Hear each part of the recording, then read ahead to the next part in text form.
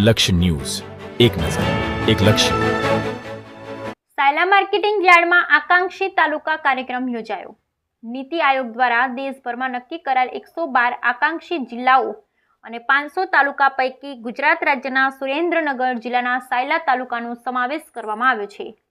જે અંતર્ગત સાયલા એપીએમસી ખાતે આકાંક્ષી તાલુકા કાર્યક્રમ યોજાયો હતો, જેમાં સગર્ભા માતાઓને મમતા કીટ, પોષણયુક્ત આહાર, સખી મંડળની બહેનોને રિવોલ્વિંગ ફંડ તથા પ્રોત્સાહક રકમના ચેક વિતરણ કરવામાં આવ્યા હતા.